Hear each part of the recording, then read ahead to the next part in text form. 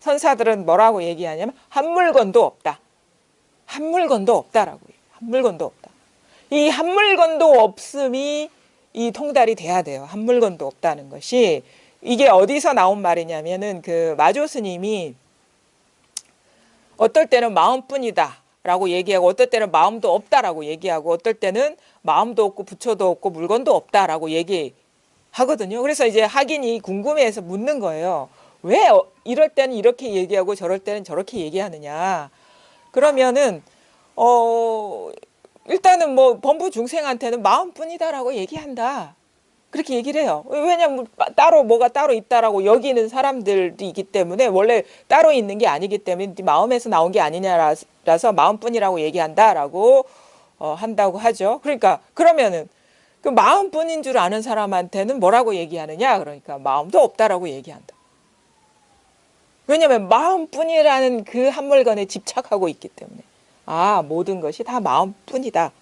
아 그렇지 이 마음뿐이지라고 집착하는 사람들한테는 마음도 없다라고 얘기를 합니다. 그러면 아 그 마음도 없다라고 여기는 사람한테는 뭐라고 얘기하냐 하니까 부처도 없다라고 얘기한다고. 부처도 없다. 아 마음도 없는 것이 부처구나라고 착각할 수 있기 때문에 마음도 없다라고 여긴 사람한테는 부처도 없다라고 얘기한다. 그러니까 말하자면 마음 없음이 곧 깨달음이다라고 여기는 사람 마음 없음이 곧 부처라는 거는 깨달음이라고 이해하시면 돼요. 마음이 없는 것이 곧 깨달음이구나. 무아가 깨달음이구나. 무심이 깨달음이구나 라고 여기는 사람한테는 깨달음도 없다라고 얘기한다. 깨달음도 없다. 그러면 그 깨달음도 없다라고 얘기하는 사람한테 뭐라고 얘기해야겠습니까? 뭐 한 물건도 없다. 마음도 없고 부처도 없고 한 물건도 없다라고 얘기한다. 이 한 물건이라는 것에 아주 의미가 있는 거야. 한 물건이 뭘까? 한 물건. 한 물건이라는 거는 물건 이런 식의 물건을 말하는 게 아닙니다. 물론 이것도 포함되죠. 예외는 아니죠. 분별을 말해. 분별. 근데 우리가 공부하는 사람이 가장 마지막에 머무는 것은 지견이에요. 지견. 견해, 생각. 아까 마음뿐이다. 마음도 없다. 깨달음도 없다. 뭡니까? 하나씩 지견을 쳐내가 나가거든요. 마음도 모든 게 다 있다라고 여기는 사람한테는 마음뿐이다. 근데 마음뿐이다라고 여기는 사람한테는 마음도 없다. 마음도 없다라고 여기는 사람한테는 그게 깨달음인 줄 착각하고 있기 때문에 그건 부처도 아니다. 깨달음도 아니다. 그러면은 그럼 깨달음도 없구나라는 지견을 갖고 이게 깨달음이 없다라는 거는 어떤 물건이 있을 수가 있는 게 아니에요. 지견만 있는 거예요. 지견만, 생각만. 깨달음이 없는 그 상태가 뭐죠? 깨달음이 없다라는 거는 없다는 거잖아요. 그러니까 물건이 없다라는 거거든요. 근데 거기 한 물건이 있는 거예요. 어떤 물건? 깨달음도 없다라는 물건이 있는 거예요. 깨달음도 없다라는 물건이 있는 거예요. 그래서 이것을 마지못해서 우리는 한 물건도 없다라고 얘기를 하는데 이거를 잘 보셔야 돼요. 의도가 뭐냐면 우리를 왜곡시키고 어떻게 보면은 법을 제대로 보지 못하게 하는 것은 마음속에 갖고 있는 지견이라는 게 지견. 그것이 출발이 돼서 모든 분별의 씨앗이 된다는 거죠. 그래서 한 물건이라도 마음속에 갖고 있으면 그거는 우리 그 도하고 어긋나는 거예요. 삿된 지견을 갖고 있는 것이기 때문에.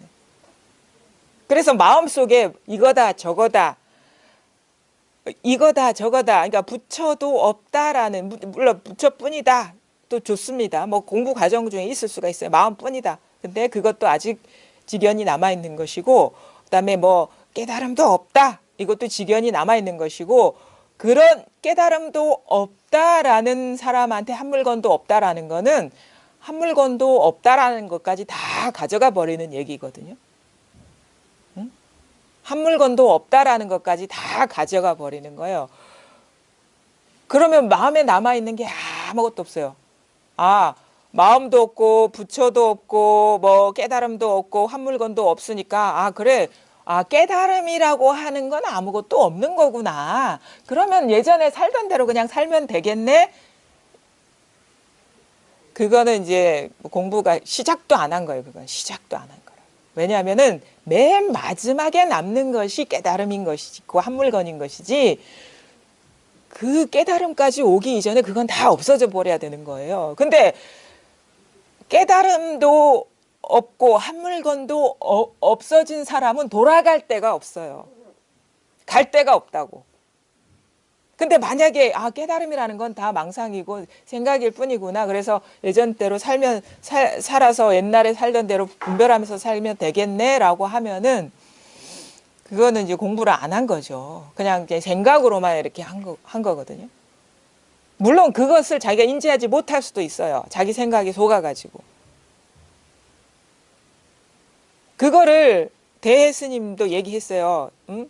부처의 마음도 얻을 수 없는데 어찌 중생의 마음을 얻을 수 있겠냐. 중생의 마음이 이미 없어지고 나서 부처의 마음만 남아 있었는데 그것도 없다. 그러니까 한 물건도 없어졌을 때. 그래서 그것이 뭘 말하냐면 모든 것에서 벗어나는 이 일대 전환, 어디에도 분별되는 대상이 아무것도 없고 모든 경계에서 쑥 빠져나오는 일대 전환이 아주 중요합니다. 그러면 우리 보통 들은 이제 그 불교의 가르침하고 조금 어긋나죠. 왜냐하면 경계에서 빠져나가 버리면은 이승이지 않느냐. 모든 경계에서 빠져나가 버리면 그거 이승이 된데 그거를 궁극의 깨달음이 아니지 않느냐라고 이렇게 질문할 수가 있거든요. 근데 그거는 이제 공부를 하지 않고 이해로 한 사람한테 해당되는 말이에요. 진정으로 자기한테 한 물건도 없으면 돌아갈 데가 없어요. 그냥 이 현상계를 아무런 어떤 차별 없이 차이 없이 있는 그대로 보고 벗어나지 않고 살게 되는 거예요. 예전과 다른 안목으로 세상을 살아가게 되는 거예요. 만약에 경계에서 벗어난 어떤 아무것도 없는 상태가 따로 있다면 그건 한 물건이 있는 거예요. 그건 실질적인 공부를 하지 않은 거예요. 궁극적인 게 밝혀지지 않은 거예요. 진정으로 한 물건이 없으면 경계가 곧 공이 되는 것이지 경계를 벗어난 공이 있는 게 아니에요.